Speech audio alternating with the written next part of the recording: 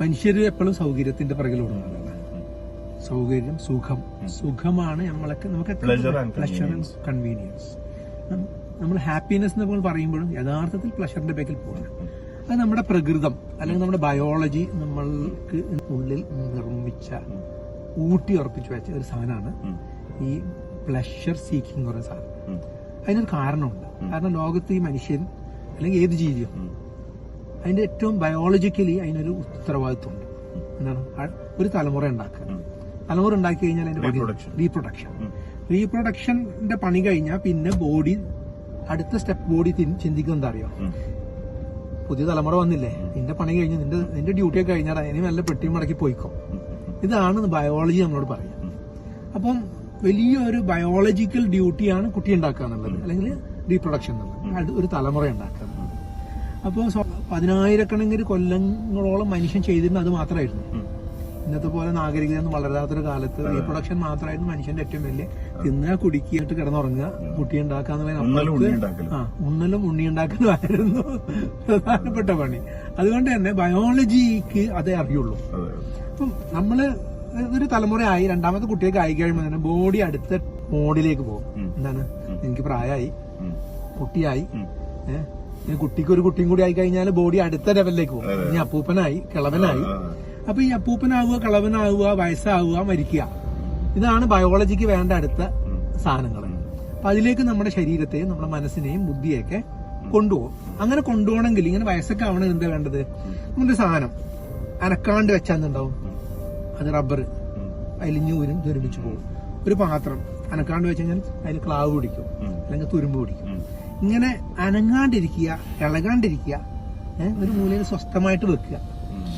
അതാണ് നമ്മുടെ ബുദ്ധിയും ഇതൊക്കെ നമ്മുടെ സൗകര്യങ്ങൾ അല്ലെങ്കിൽ സുഖങ്ങളുടെ പിറകിൽ പോകാൻ നമ്മൾ പറയും. അങ്ങനെ അനങ്ങാണ്ടിരുന്നാലും മിണ്ടാണ്ടിരുന്നു കഴിഞ്ഞാൽ പെട്ടെന്ന് ഓരോ അവയവങ്ങളും ക്ലാവ് പിടിക്കും, തുരുമ്പ് പിടിക്കും. അതിന് നമ്മൾ അട്രോഫി എന്ന് പറയും. അപ്പൊ ബയോളജിക്കലി നമ്മൾ പെട്ടെന്ന് ഓരോ സാധനങ്ങളും ഫെയിൽ ആവണമെങ്കിൽ, നമ്മൾ പെട്ടെന്ന് മറ്റേ ഇതിലേക്ക് കൊണ്ടുപോകണമെങ്കിൽ നമ്മൾ സൗകര്യങ്ങളുടെ സുഖത്തിന്റെ ബേക്കിൽ പോകണം. നമ്മൾ സുഖീയന്മാരാക്കും. നമ്മുടെ ബയോളജി, നമ്മുടെ ബ്രെയിനും നമ്മുടെ ചിന്തയൊക്കെ സുഖത്തിന്റെ ബേക്കിൽ പോകാൻ പറയും.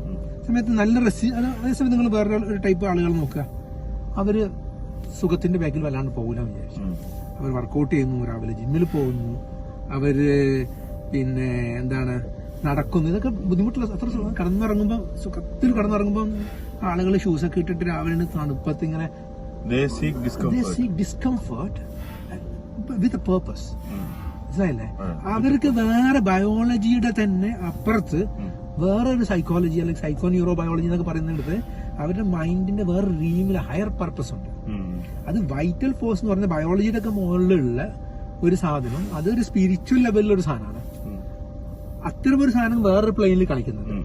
അത് ചില ആളുകളെ പിക്ക് ആൻഡ് സെലക്ട് ചെയ്തിട്ട് സ്പീഷീസ് എന്ന് പറയുന്നത് നമ്മളൊക്കെ ഉള്ള ഒരു മനുഷ്യന്റെ സ്പീഷീസിൽ ശക്തമായി കൂടുതൽ നീളത്തിൽ പോകുന്ന ആളുകളും കൂടി വേണം. കൂടുതൽ സർവൈവൽ കപ്പാസിറ്റി ആളുകൾ വേണം. കൂടുതൽ സെനസൻസ് എന്ന് പറയുന്ന സംഭവം ഉണ്ടല്ലോ, അതിനെ വിസ്റ്റാൻഡ് ചെയ്യുന്ന ആളുകൾ വേണം. അപ്പൊ അത് പ്രകൃതിയുടെ അല്ലെങ്കിൽ മനുഷ്യൻ എന്ന് പറയുന്ന മനുഷ്യൻ ഒരു ജീൻ കോഡുകളുടെ ഒരു പ്രൊഡക്റ്റാണ്. കുറെ ജീനുകളാണ് യഥാർത്ഥത്തിൽ മനുഷ്യൻ. വൈറസുകൾ എന്ന് പറഞ്ഞാൽ വേറെ കുറെ ജീനുകളുടെ പ്രൊഡക്റ്റാണ്. ഇതൊരു സയൻസിലെ ഒരു തിയറിയാണ്. മനുഷ്യന്റെ ജീനുകൾ നിരന്തരമായിട്ട് ഇങ്ങനെ ഒരു ഭാഗത്ത് ഇത്തരം അഡ്വഞ്ചേഴ്സിന് അവന്റെ ഓണറെ പ്രേരിപ്പിക്കും. ഒരു ഉദാഹരണം മനസ്സിലായില്ലേ? അപ്പൊ ഇവിടെ ഈ പ്രയാസങ്ങളുടെ പിറകിൽ പോകുന്ന ആളുകൾ റെസിലിയന്റ് ആണ്. അവർ കൂടുതൽ കരുത്തുണ്ടാവും. അപ്പൊ അവരുടെ ബയോളജി കൂടുതൽ ശക്തമാവും. അപ്പം അവരുടെ ബോഡിയും മൈൻഡും എല്ലാം സ്ട്രോങ് ആവും. അപ്പം അങ്ങനെ അപ്പൊ ഇപ്പോഴത്തെ ഒരു എല്ലാ മനുഷ്യന്റെ ഉള്ളില് അവന്റെ ബുദ്ധിയും അല്ലെങ്കിൽ അവന്റെ വേറൊരു സാധനം അവനോട് പറയുന്നത്, നേരത്തെ പറഞ്ഞ ഹയർ ലെവൽ ഓഫ് എക്സിസ്റ്റൻസ് അവനോട് പറയുന്നത്, നീ കൂടുതൽ കാലം നിൽക്കണം, നിനക്ക് വലിയ ചില പർപ്പസുകളുണ്ട്, നീ കൂടുതൽ ശക്തമാവണം, അടുത്ത കൂടുതൽ ശക്തമായ ഒരു തലമുറ ഉണ്ടാക്കണം, നീ കൂടുതൽ ശക്തനായാലേ അടുത്ത ശക്തമായ ഒരു തലമുറ ഉണ്ടാക്കാൻ പറ്റുള്ളൂ. അങ്ങനെ മനുഷ്യൻ എന്ന് പറയുന്ന സ്പീഷീസ് മറ്റ് സ്പീഷീസിന്റെ മുകളിൽ കൂടുതൽ മുകളിലേക്ക് പോകണം എന്നൊക്കെ പറയുന്ന ഒരു സംഭവം വേറെ നടക്കുന്നുണ്ട്. അതുകൊണ്ടാണ് കുറച്ച് ആളുകൾക്ക് രാവിലെ എണീച്ചിട്ട് ഓടാൻ തോന്നുന്നതും ജിമ്മിൽ പോകാൻ തോന്നുന്നതും അല്ലെങ്കിൽ നല്ല ഫുഡ് കഴിക്കാൻ തോന്നുന്നതൊക്കെ ആ ലെവലിലുള്ള ഹയർ പർപ്പസ് എന്ന് പറയുന്ന സാധനം കൂടി ട്രിഗർ ചെയ്യുന്നുണ്ട്. ക്ലിയർ അല്ലേ? അപ്പം നമ്മളുടെ പ്രോഗ്രാം, നമ്മളിപ്പോ ചെയ്യാൻ പോണ പ്രോഗ്രാം എന്ന് പറഞ്ഞു കഴിഞ്ഞാല് അതിന്റെ ടൈറ്റിൽ ഇങ്ങനെയാണ്, പവർ ഓഫ് ഇൻകൺവീനിയൻസ്, ബുദ്ധിമുട്ടുകളുടെ അടങ്ങേറുകളുടെ കരുത്ത്. അപ്പൊ അവിടെ നമ്മള് വളരെ രസകരമായ ചില ആക്ടിവിറ്റീസിലൂടെ ചെറിയ ചെറിയ മൈക്രോ ഹാബിറ്റ് ട്രാൻസ്ഫോർമേഷനാണല്ലോ നമ്മുടെ മനുഷ്യന്റെ ട്രാൻസ്ഫോർമേഷൻ എന്ന് പറഞ്ഞാൽ ചെറിയ ചെറിയ മൈക്രോ ഹാബിറ്റ്സ് മാറ്റിയിട്ടാണ്. അപ്പൊ അതിലേക്ക് അവരെത്തിക്കുന്ന ചെറിയ ഗെയിമുകളും പരിപാടികളും അതുപോലെ ചെറിയ ടെസ്റ്റുകളും. ഇപ്പം ലോഞ്ചിവിറ്റിന്റെ ഒരു ടെസ്റ്റ് ഉണ്ട്, പിന്നെ അപ്പൊ അത് എന്താ പറയുക സ്പീഡ് ടെസ്റ്റ് ഉണ്ട്, ഏജിങ് സ്പീഡ് ടെസ്റ്റ് എന്ന് പറയും, വയസ്സാവലിന്റെ സ്പീഡ് ടെസ്റ്റ്. അപ്പൊ വയസ്സാവൽ 3-4 രീതിയിലാണ് നടക്കുന്നത്. ചില ആളുകള് ഒരു നോർമൽ സ്പീഡിൽ വയസ്സാവും, അയാൾക്ക് പിന്നെ അയാളുടെ ബോഡി ഒരു വയസ്സുണ്ട്, അയാളുടെ ശരീരത്തിന്റെ ആരോഗ്യത്തിന്റെ വയസ്സുണ്ട്, അങ്ങനെ അത് രണ്ടും ഏകദേശം മാച്ച് ചെയ്ത് പോകും. ചില ആളുകൾക്ക് കലണ്ടർ അനുസരിച്ച് ഒരു വയസ്സുണ്ട്, പക്ഷെ ബോഡിയും ആരോഗ്യമൊക്കെ അതിനേക്കാളും വളരെ മുമ്പിൽ പോയിട്ടുണ്ടാവും. അതായത് 40 വയസ്സുള്ള ഒരുത്തിന് 60 വയസ്സിന്റെ ആരോഗ്യമായിരിക്കും, അവന്റെ വയസ്സ് ഫാസ്റ്റ് ഫോർവേഡിൽ പോവാണ്. അവന്റെ വയസ്സ് ഇങ്ങനെ ഊന്നുകൊണ്ട് ഫാസ്റ്റ് ഫോർവേഡിൽ പോവാണ്. വേറൊരാളാണെങ്കിൽ 50 വയസ്സാവുമ്പോഴും 25 വയസ്സായിരുന്നു 30 വയസ്സുകാരന്റെ ആരോഗ്യം. അവൻ കുറച്ചും കൂടി സ്ലോ ആയിട്ട് കുറച്ചും കൂടി എന്താ പറയാ കൺസിസ്റ്റന്റ് ആയിട്ട് ആണ് അവന്റെ സ്പീഡ് പോണത്.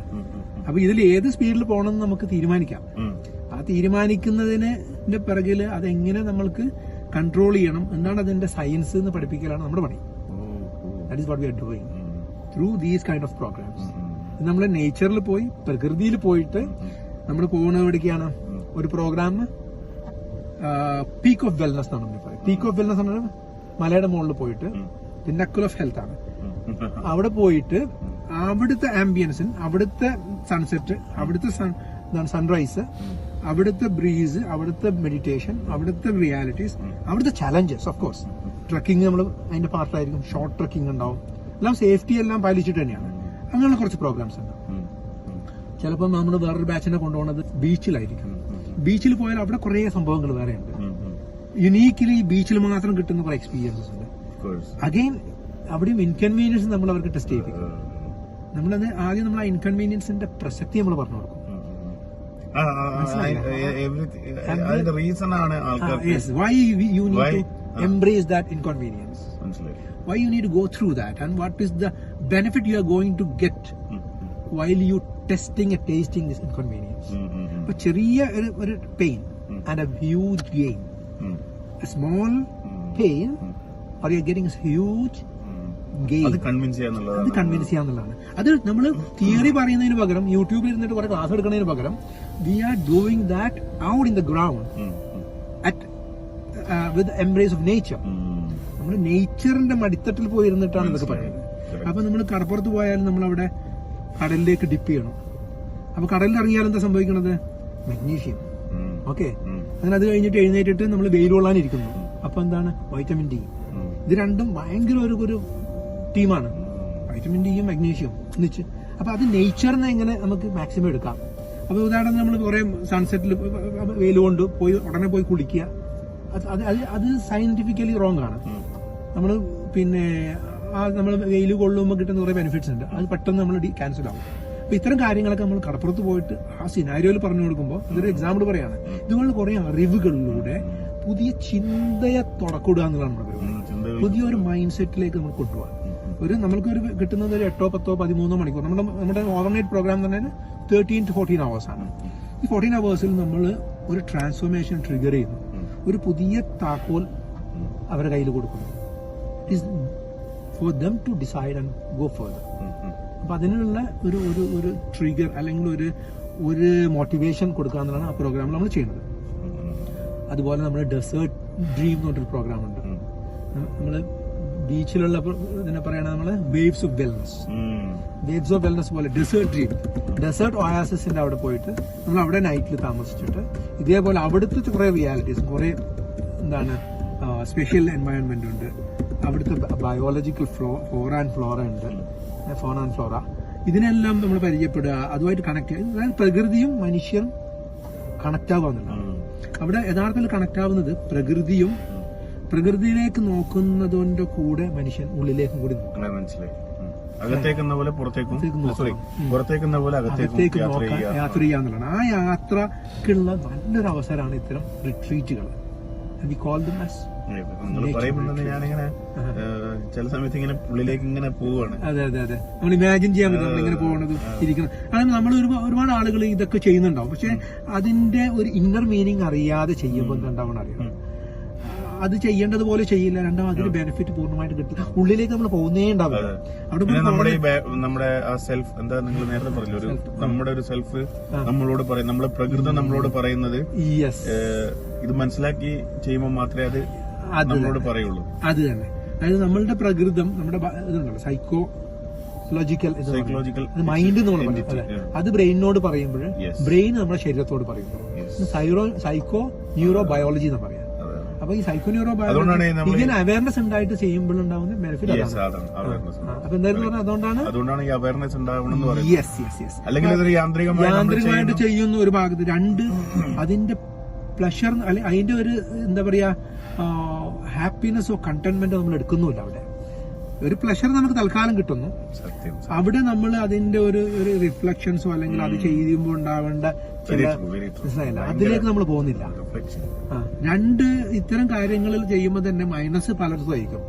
അവിടെ പോയിരുന്നിട്ട് അവൻ ചെയ്യേണ്ട കാര്യങ്ങൾ, നോക്കേണ്ട കാര്യങ്ങൾ, എൻജോയ് ചെയ്യേണ്ട കാര്യങ്ങൾ, അതിന്റെ സ്പീഡ്, അതിന്റെ അവധാനത, ഇതിന് പകരം അവന്റെ മനസ്സ് വീണ് കമ്പനിയിൽ കടപ്പുറത്ത് പോയിരുന്നാലും ഓന്റെ മൊത്തം കഥകള്, അയ്യോ നാളത്തെ ചെക്ക് എന്താണ്, ഇന്ന് എന്താ ചെയ്യുക, അപ്പൊ നാളെ അവനെ ഞാൻ നാളെ ശരിയാകും, ഇതൊക്കെ ആയിരിക്കും നമ്മുടെ മൈൻഡിൽ കളിക്കണ്ടാവുക. No use. സോ അതാണ് ഈ പ്രോഗ്രാമിന്റെ ഒരു ആകത്തും. ശരി.